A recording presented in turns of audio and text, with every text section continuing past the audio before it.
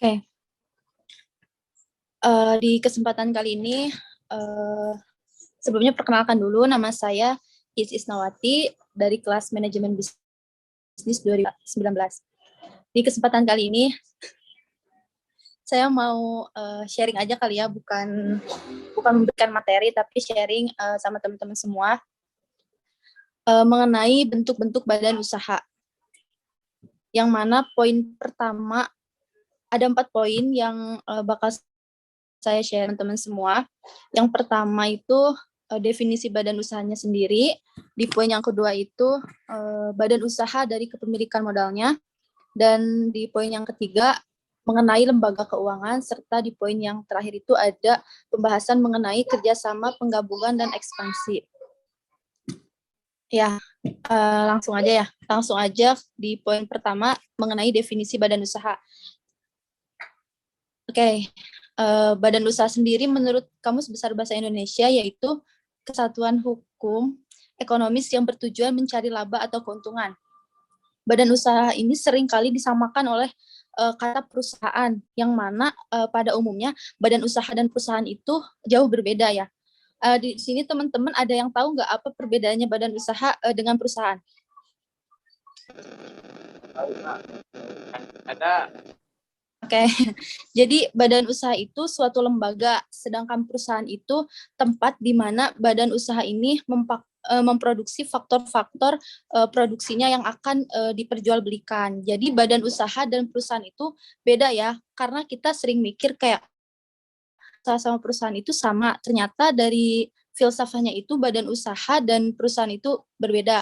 Kalau badan usaha itu lembaganya, suatu lembaganya, sedangkan perusahaan itu tempat di mana lembaga tersebut mengelola faktor-faktor produksinya. Oke, di sini ada poin yang kedua ya, badan usaha dari kepemilikan modalnya. Ya. Oke. Yang pertama itu ada badan usaha milik negara, yang mana singkatan dari badan usaha milik negara itu BUMN. Ya, BUMN ini badan usaha yang sebagian aset atau sebagian sahamnya itu dimiliki sepenuhnya, bisa jadi sebagian atau sepenuhnya ini dimiliki oleh negara. Jenis-jenis BUMN ini ada 3 jenis. Yang pertama perusahaan jawatan atau perjan, yang kedua perusahaan umum atau perum, dan yang ketiga ini ada perusahaan perseroan atau persero. Yang pertama perusahaan jawatan atau perjan, perusahaan ini bertujuan untuk menyejahterakan masyarakatnya, yang mana tidak semata-mata untuk mencari keuntungan. Beda dengan perum. Perum ini badan usaha yang mana bertujuan untuk menyelenggarakan fasilitas kepada masyarakat, tapi untuk mencari sebuah keuntungan. Berbanding terbalik ya, kalau perjan itu tidak mencari keuntungan, sedangkan perum itu perusahaan yang bertujuan untuk mencari keuntungan. Contohnya seperti Damri, tahu ya Damri. Terus perhutanian, Peruri itu salah satu perusahaan BUMN yang mana mereka bertujuan untuk mencari laba atau sebuah keuntungan. Oke, lanjut di jenis BUMN yang ketiga itu ada perusahaan persero. Kok nge-lag ya? Oke, perusahaan persero ini perusahaan yang terdiri sebagian asetnya itu dimiliki oleh individu atau perorangan, beda dengan perjan dan perum.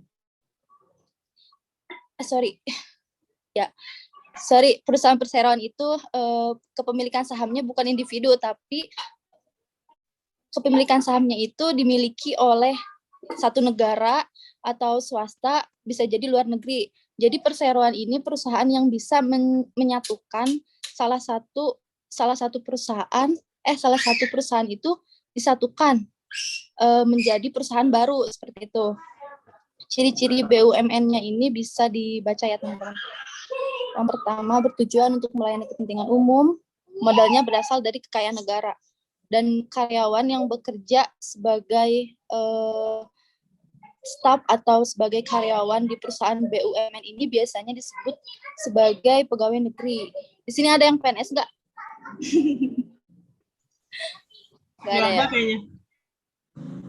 Alhamdulillah. Alhamdulillah ada. Oh, Kak Irfan, PNS. Alhamdulillah. Oke, lanjut ya. Bukanlah. Oke, lanjut ke BUMS. Di poin yang kedua ada perusahaan BUMS, Badan Usaha Milik Swasta. Ya, BUMS ini salah satu perusahaan atau badan usaha yang kepemilikan sahamnya itu di tangan individu atau di tangan perorangan, di tangan swasta ya, beda sama BUMN. Kalau BUMN itu sepenuhnya milik negara, aset atau modalnya, sedangkan BUMS ini kepemilikan asetnya itu dimiliki oleh individu atau perorangan. Ya, jenis BUMS ada 4. Yang pertama itu perusahaan perseorangan, persekutuan atau firma, perusahaan komanditer atau CV. Poin yang keempat itu ada perseroan terbatas, PT. Oke, aku sharing poin yang pertama ya, perusahaan perseorangan. Perusahaan perseorangan ini dikelola atau diawasi oleh satu orang, beda dengan BUMN. Kalau BUMN itu diawasi oleh pemerintah langsung, sedangkan BUMS itu kayak perusahaan perseorangan ini hanya diawasi oleh satu orang atau kepemilikannya tersendiri, seperti itu. Yang kedua itu ada persekutuan atau firma. Ya.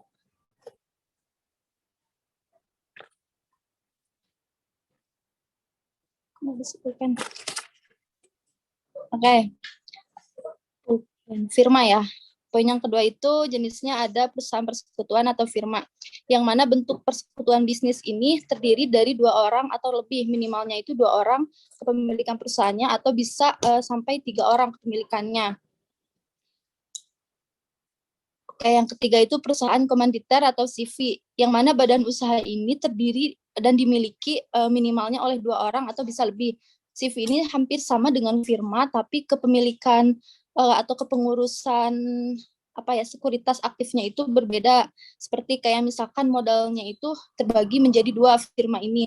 Ada modal yang emang disebut sekuritas komplementer dan modal yang disebut sekuritas komanditer kayak gitu. Yang terakhir itu ada perseroan terbatas atau PT. Nah, PT ini organisasi atau bisnis salah satu perusahaan yang memiliki badan hukum yang dimiliki minimal oleh 2 orang. Jadi dari badan usaha milik swasta ini, keempat jenisnya ini rata-rata atau mungkin sebagian besar kepemilikannya itu dimiliki oleh individu ya. Nggak ada sama sekali sangkut pautnya oleh pemerintah. Seperti itu. Lanjut ya. Biar cepet beres. Oke. Poin yang ketiga ada koperasi. Oke, koperasi bisa dibaca ya. Usaha bersama yang dimiliki organisasi berdasarkan asas kekeluargaan, bukan berarti misalkan kita punya keluarga besar, terus kita bisa buka koperasi, ya bisa aja, tapi koperasi di sini bersifat pengelolaannya itu demokratis, kayak misalkan di sebuah perusahaan itu ada perusahaan besar membuka koperasi bagi karyawannya atau pegawai PNS yang membuka koperasi untuk karyawan-karyawannya kayak gitu. Modal koperasi ini diperoleh dari simpanan pokok, kayak simpanan pokok perorangan, wajib, sukarela dari anggotanya. Beda dengan perusahaan BUMS dan BUMN tersendiri. Kayak gitu. Oke, di poin yang ketiga ada lembaga keuangan. Kenapa? Oke, lembaga keuangan ini suatu badan usaha yang mengumpulkan aset atau dananya dan disalurkan kepada masyarakat yang mana untuk mencapai kegiatan ekonomi agar mendapatkan hasil dalam bentuk bunga yang besar. Jadi jelas ya kalau lembaga keuangan ini mungkin ada beberapa lembaga-lembaga yang emang termasuk riba atau bunganya sangat besar. Berdasarkan dari Undang-Undang Pokok Perbankan Nomor 23 tersendiri, jenis lembaga keuangan ini menjadi 2 bagian. Yang pertama, lembaga keuangan bank, dan yang kedua itu non-bank. Jadi, nggak semua lembaga keuangan itu sama ya. Kayak misalkan kita lihat perusahaan pegadaian atau perusahaan pasar modal dengan bank BCA kayak gitu, itu jenis bank yang berbeda karena ini itu ada dua jenis, lembaga keuangan bank dan lembaga keuangan non bank. Ya, di slide yang lembaga keuangan bank ini, ya bank itu ialah suatu perusahaan yang menghimpun dana dari masyarakat tersendiri dalam bentuk simpanan dan menyalurkannya kepada masyarakat dalam bentuk kredit atau bentuk pinjaman. Kayak misalkan kita nyimpen uang di bank nih, kita nabung selama bertahun-tahun atau kita invest di bank, uang yang ada di bank itu sebagian besarnya itu sama bank dikelola lagi untuk disalurkan kepada masyarakat agar dijadikan atau sebagiannya dijadikan untuk penghasilan bank lewat perkreditan kayak gitu. Pasti di sini teman-teman pernah ya tahu atau mungkin pernah melakukan perkreditan ke bank kayak pinjam uang atau ngambil barang-barang elektronik melewati bank kayak gitu. Itu termasuknya ke lembaga bank ya. Tapi ada juga lembaga jenis non-bank. Lembaga jenis non-bank ini tergolong ke dalam lembaga-lembaga seperti leasing, asuransi, pegadaian, pasar modal. Keempat lembaga non-bank ini adalah termasuk ke dalam, bukan termasuk ke dalam bank ya, tapi dia termasuk ke dalam lembaga keuangan non-bank, yang mana semua badan yang melakukan kegiatan di bidang keuangan ini untuk menghimpun dana secara langsung ataupun tidak langsung, dan dijalankannya itu dalam mengeluarkan barang-barang berharga, serta akan disalurkan juga untuk investasi perusahaan seperti bisa diinvestasikan lagi ke perusahaan-perusahaan kayak tadi ya, perusahaan perseroan kayak gitu. Di slide yang terakhir ya,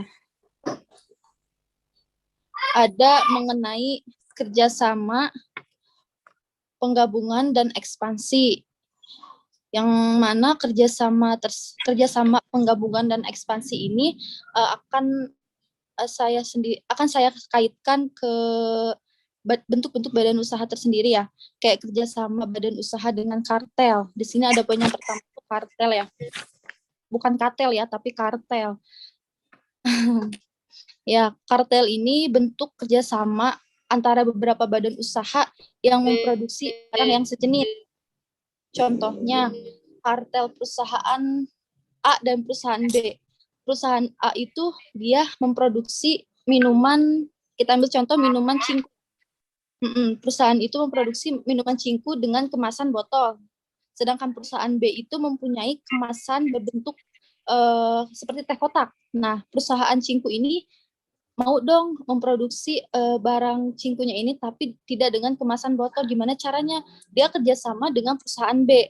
Karena apa? Karena dia tidak memiliki bahan-bahan yang perusahaan B punya gitu. Jadi itu bisa disebut perusahaan kartel, yang mana dua perusahaan itu menggabungkan perusahaannya karena perusahaan mereka satu jenis seperti itu. Yang kedua itu ada kerjasama joint ventura. Kerjasama joint ventura ini kerjasama dari beberapa perusahaan yang berasal dari beberapa negara menjadikan satu perusahaan. Misal dari negara Indonesia atau ke negara lain, ada dua negara yang ingin menggabungkan perusahaannya menjadi satu jenis atau menjadi satu perusahaan, yang mana perusahaan ini nantinya kepemilikan sahamnya ini tidak dibagi dua, tapi tetap dijadikan satu perusahaan dengan nama perusahaan yang berbeda gitu. Misalkan perusahaan yang A itu namanya leasing, misalkan perusahaan yang kedua itu namanya asuransi. Nah, mereka itu menggabungkan dua perusahaan mereka jadi satu gitu. Jadi satunya itu bukan leasing atau asuransi, tapi perusahaan mereka mempunyai nama yang baru seperti itu. Itu namanya joint ventura. Jadi joint ventura itu menggabungkan dua perusahaan yang berasal dari negara yang berbeda. Ya, yang poin kedua ya, penggabungan. Penggabungan di sini saya ambil contoh ada 2 poin. Yang pertama, trust, dan yang kedua, holding company. Yang pertama ya, trust itu gabungan dari beberapa badan usaha juga, sama seperti di kartel dan joint ventura. Tapi bedanya di trust ini dibentuk dengan cara menggabungkan beberapa perusahaan atau mergernya itu untuk perusahaan besar. Nah, jadi mereka menggabungkan suatu perusahaan agar beberapa perusahaan tersebut mergernya itu menjadi perusahaan yang besar seperti itu. Jadi perusahaan dalam penggabungan trust ini, karyawan lamanya itu berpindah pada perusahaan yang baru, tidak menetap di perusahaan yang lama, seperti itu. Di poin yang kedua dalam penggabungan itu ada holding company. Holding company ini terjadi apabila perusahaan yang berada dalam kondisi keuangan sangat kuat. Ya, kalau misalkan perusahaan mereka keadaan keuangannya sangat kuat, mereka membeli saham dari perusahaan lain. Perusahaan yang sahamnya telah dibeli itu nggak bisa mempunyai kekuasaan kayak perusahaan A kuat ya sahamnya gitu. Dia mau membeli saham perusahaan B kayak gitu. Yang mana perusahaan B ini jika sahamnya sudah dibeli oleh perusahaan A, dia tidak ada lagi sangkut pautnya mengenai kekuasaan sahamnya. Nah, itu yang dinamakan penggabungan dalam bentuk holding company. Kayak gitu. Di poin yang keempat itu ada ekspansi. Ekspansi ya, bukan ekspresi. Ekspansi ini sebuah kegiatan perluasan dari perusahaan ya, yang mana berupa perusahaan fisik yang menyangkutkan perusahaan pabrik atau penambahan mesin-mesin untuk pengangkatan produktivitas produksinya, untuk pengangkatan produktivitas kenaikan pangkal produksi perusahaan tersebut gitu. Jadi perluasan pasar yang mana sebuah kegiatan ini diperluas lagi oleh perusahaan tersebut. Dia ingin memperluas perusahaannya dengan cara seperti adanya perluasan mesin-mesin dalam pabriknya, misalkan gitu dia menambah jenis-jenis tipe mesinnya seperti itu dinamakan ekspansi yang mana kegiatan dalam perusahaannya tersendiri diperluas dari perusahaan tersebut seperti itu. Oke, mungkin keempat poin ini ada sesi tanya nggak kan? Ya, terima kasih untuk Krisna. Mungkin ada yang ingin ditanyakan? Mudah-mudahan sih nggak ada.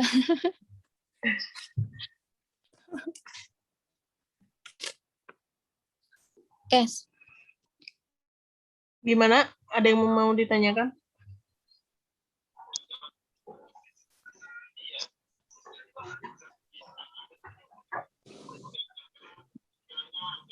Apa itu, Kak?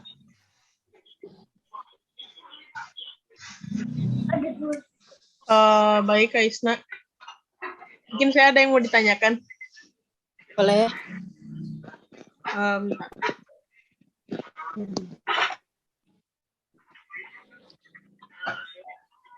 Boleh, Kesna.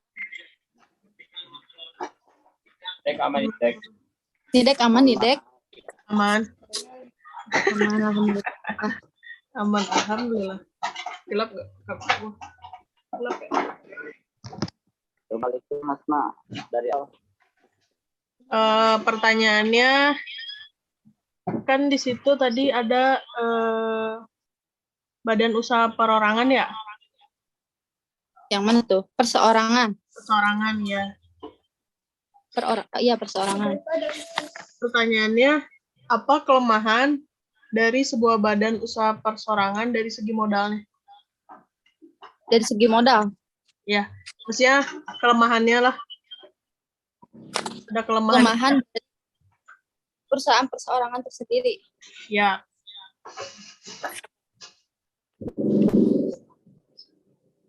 Kok nggak bisa? Kak, mati laptopnya.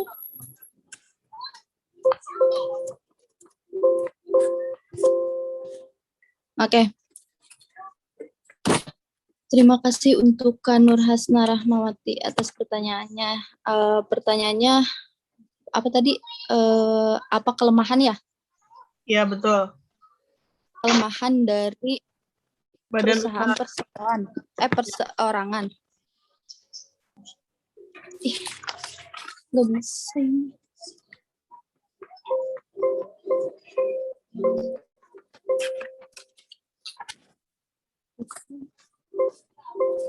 Mungkin sambil menunggu ada yang mau ditanyakan lagi.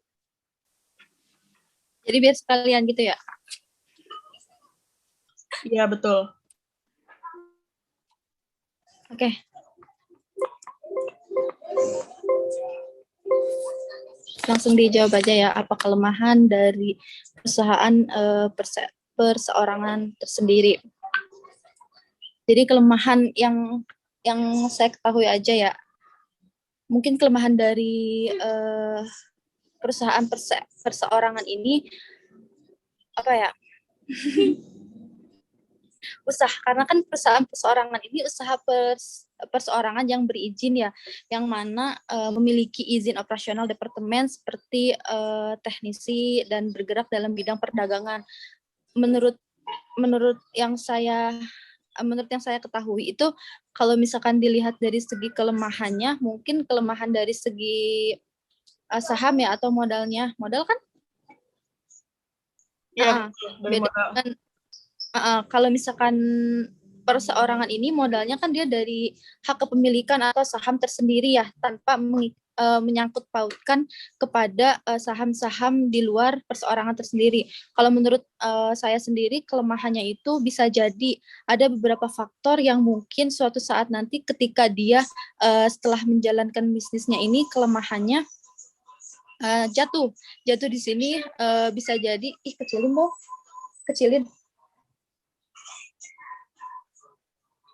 Nah gitu ya, bisa jadi lupa memberikan siup atau memiliki izin TDP, kayak misalkan izin usaha. Kalau misalkan usaha pemerintah itu kan dia bisa jadi kelemahan modalnya itu tidak sepenuhnya diberikan oleh pemerintah.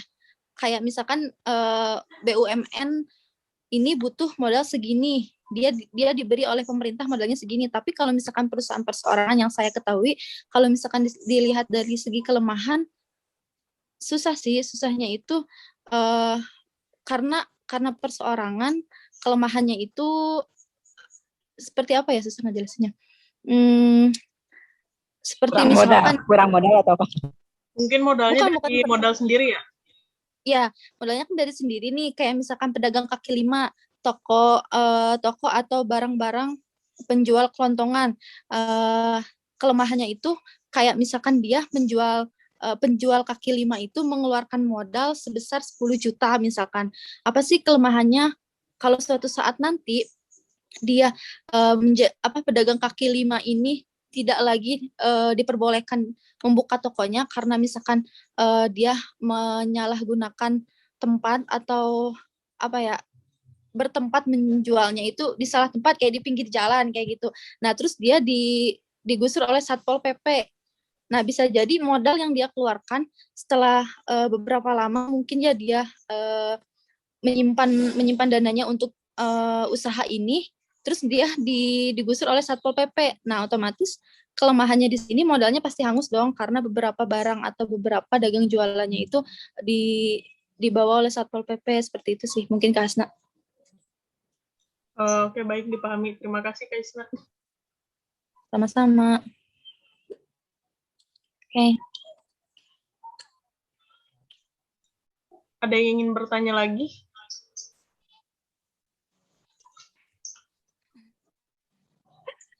Cukup. Baik, mungkin untuk mempersingkat waktu, kita lanjut aja ke pemateri selanjutnya.